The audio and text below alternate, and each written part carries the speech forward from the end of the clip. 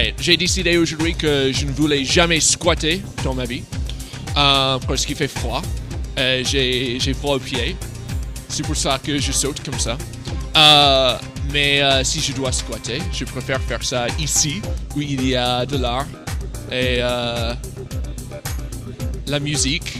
Et maintenant j'ai trop froid et je vais go.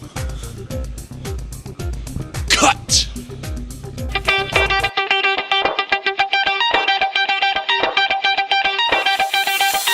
Shout to all my lost boys. Shout to all my lost boys. We rowdy. Shout to all my lost boys. Shout to all my lost boys. We rowdy. Shout to all my lost boys. Shout to all my lost boys. We rowdy. Shout to all my lost boys. Shout to all my lost boys. Bangarang.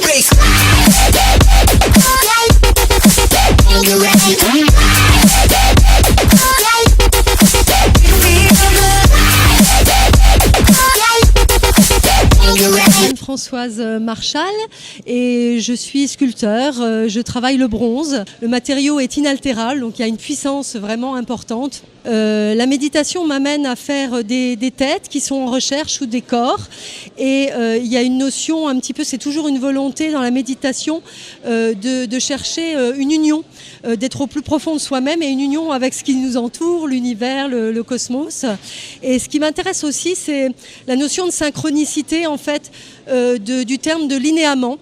C'est vrai que mes têtes, quand on les regarde, elles ont beaucoup de relief. Et ce terme de linéament, il y a une synchronicité en fait entre, si vous voulez, la notion du visage qui représente des traits dans des visages en profondeur. On parle de linéament et c'est ce même terme, on le retrouve employé pour traduire les accidents de l'écorce terrestre. Donc j'aimais beaucoup cette notion de presque un peu philosophique de cette synchronicité dans la sémantique du mot.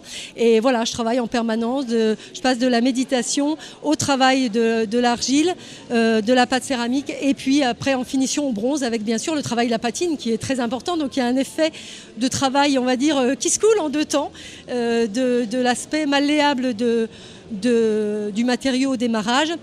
Et puis bien sûr l'aspect de la patine, encore une fois, qui demande aussi beaucoup de travail sur cette étude de patine pour mettre en relief ce que j'ai voulu évoquer au démarrage dans la création et la pâte argileuse. Voilà.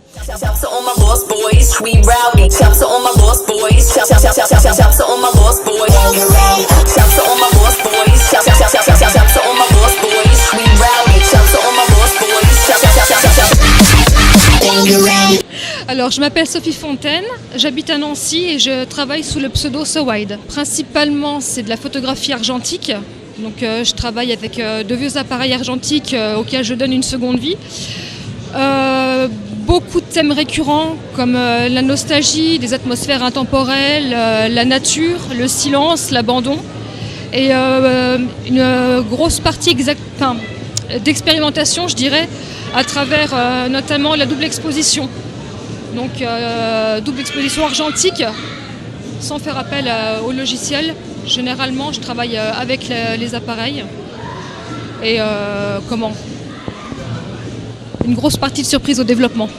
Et le parti pris d'argentique pour le grain, les couleurs un peu désuètes, qui collent principalement à l'esthétique que je recherche. Très inspiré par les atmosphères assez intemporelles, notamment la photo du début du XXe siècle, fin 19e, partie de cinéma également, l'imagerie des contes de fées, tout ce qui est un petit peu féerie, tout ce qui est un peu onirique, les rêves beaucoup.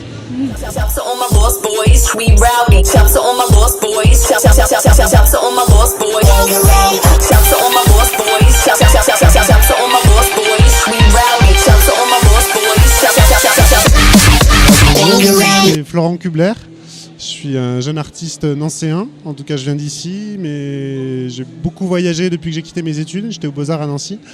Et là ce que je présente c'est des tableaux, donc de l'aquarelle, de l'acrylique et du dessin que j'ai travaillé depuis mes voyages, donc pendant et après avec des photos que j'ai pu prendre en route. Mes inspirations d'un premier temps, je pense elles débutent avec tous les gens qui ont pu me parler de voyage, que ce soit des gens connus ou pas du tout, à commencer par ma famille, à leurs proches, ensuite des auteurs comme Kerouac, comme couture, ne serait-ce que ça, lui qui est ancien aussi, qui a beaucoup fait la route avant de se mettre à la peinture et à la musique.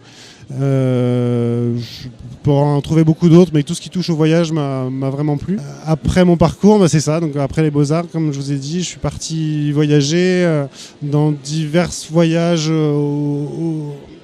quelques mois en Afrique et d'un coup un tour de Méditerranée en bateau dans un deuxième temps, et après j'ai entrepris de partir pour un tour du monde en stop, qui s'est abrégé pour l'instant, donc je suis en pause par rapport à ce voyage-là. Et mes travaux sont liés à ça. Donc à la fois une recherche esthétique entre ces souvenirs de voyage, ces rencontres, c'est principalement des rencontres que j'ai envie de parler, d'où les portraits. Et donc la recherche esthétique passe aussi pour moi par le nu, dans l'expression que peut dégager des corps que je connaisse ou non, ou que je pose ou non. Et voilà.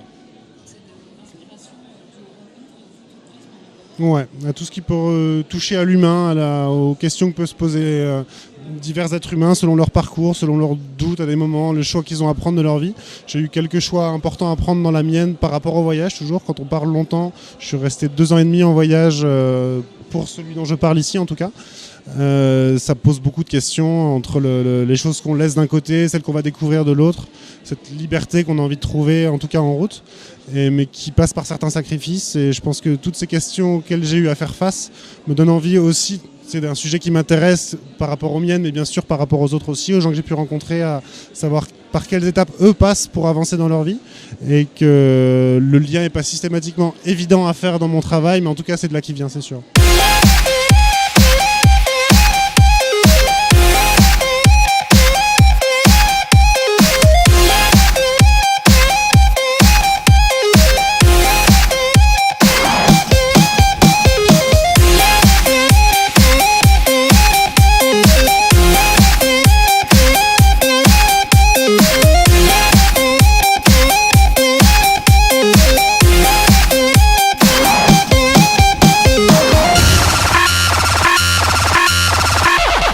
Je suis Jérôme Masson, je suis créateur de luminaires originaux réalisés à partir d'objets récupérés, chinés ou recyclés.